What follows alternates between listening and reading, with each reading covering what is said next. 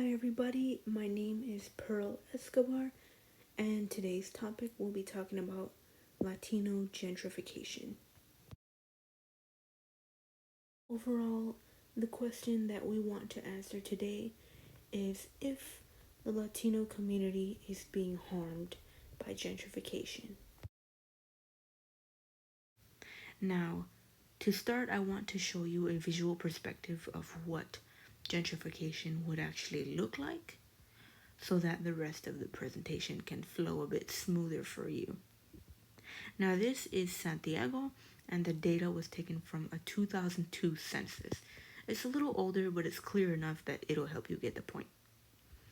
Now, the left side is the managerial professional population density. The darker it is, the more dense the population. Hence, black is the darkest. And the right side shows the working population. So take a look at the northeast corner on both sides. The northeast section on the managerial professionals has a very high number of people that are living there. But on the northeast section of the worker side, there are almost no people that are there. So that just goes to show you that the high and low income population densities tend to be very separated and they don't mix very often. Depending on your income, there is a boundary. All the low income people stay in one place, high income get to stay in their place. But with gentrification, the higher income people are starting to bleed into the low income sections and changing the environment for the lower income communities. In Boyle Heights, we have gentrification, which is just a gentler form of gentrification. So, who lives there is the Mexican Americans, and they're the largest Latino subgroup population there. And they live in working class filled areas that we call barrios. So, around the barrios is where the white people live. And slowly the white people are moving and moving closer, and they are getting closer to living in these barrios. How this is happening is because of the realtors. So they're advertising and encouraging gentrifications by attempting to sell these empty or abandoned homes in those areas to the richer white populations, saying that it's cheap, it's more affordable to live there, and that ultimately that it's better for business and economics to go and live in these homes in poorer areas. It just happens that Boyle Heights is a very anti-gentrification area with different organizations fighting against it. So when a realtor submitted an advertisement talking about these things, they fought against it, saying that the realtor was acting on gentrification. And the realtor responded saying that she was trying to practice a sort of new gentrification by selling these empty homes to encourage business and supposedly help the community in a way. But in reality, all she was doing was making gentrification sound good while dismissing the concerns of these anti gentrification organizations. I also want to talk about this map. This map is in Chicago, and inside is this black dotted line shape. So this shape is showing a place called Humboldt Park. Humboldt Park is known to have a very dense brown and black community living there. And the word Humboldt Park is synonymous with Puerto Ricans because it's predominantly Puerto Rican. So what's going on is that realtors know that people don't want to live in this area.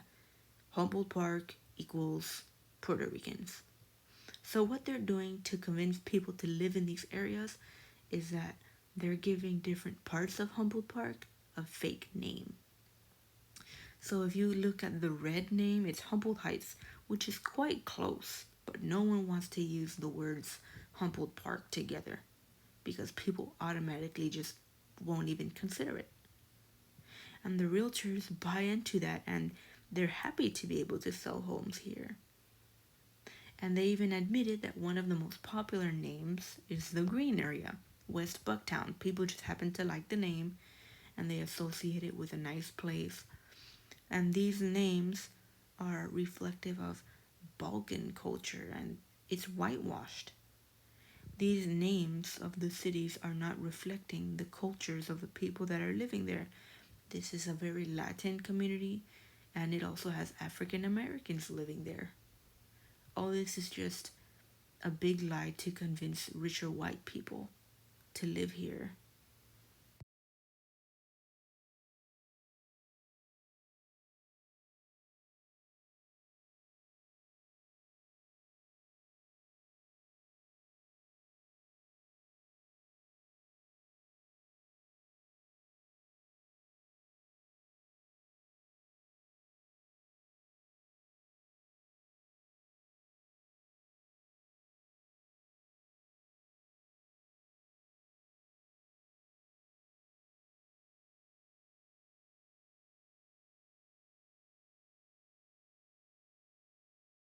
We are going to look at this study on Chicago's aging Puerto Rican population and the gentrification that they have endured. This has been done partially by interviewing and keeping in contact with the senior Puerto Rican citizens, but is also based off the census from 1970 to 2010. What they found is that the population left from gentrification is a lot of senior citizens, and that's just because the senior housing is a little more affordable. So that's how the seniors are able to stay in Chicago. And how they're handling it is that the low income older Latinos are finding their own little places to feel welcome.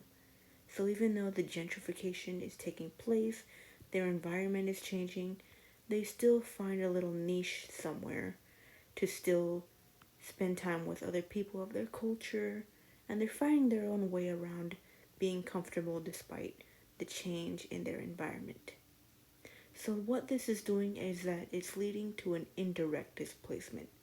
So even though they're still living in Chicago, they're not living as comfortably as they originally would. So what was found is that Chicago went from this working class, multi-generational Latino population, and now it's turning into a young white middle class population. And some of the needs of the aging Puerto Rican community is that they really wanted to have more accessibility to stores and also to transportation, especially since they're elderly. It's harder for them to go about these things compared to someone who's younger. And it's also been found that whenever Latino advocacy does come, it tends to leave out senior population, and any study that has to do with gentrification is usually about race or class. So seniors kind of get bumped out of this population. They also found that they interviewed some candidates, some Puerto Rican elderly, a group of them, and they found that they went to a public meeting. And what this was to hear a proposal to redevelop a mall in the area. So these elderly group went and they were greeted very kindly. They even had headsets because they spoke Spanish, headsets to translate the presentation they were hearing. And white people greeted them nicely in Spanish, helped seat them, and everything went well. And they sat and heard this presentation, and they were happy. They heard developments about having a new supermarket and maybe a gym. But soon they found that the proposed developments weren't for them and their culture. The changes were meant to cater for the new growing white population. So this goes to show that it's not just the right to hear and understand a meeting. That doesn't mean much in the big picture because in the end of the day, The changes and the planning itself must also reflect the culture and diversity of the population itself. As a whole, gentrification is harmful to the Latino community and even other communities. Everything it touches is causing damage.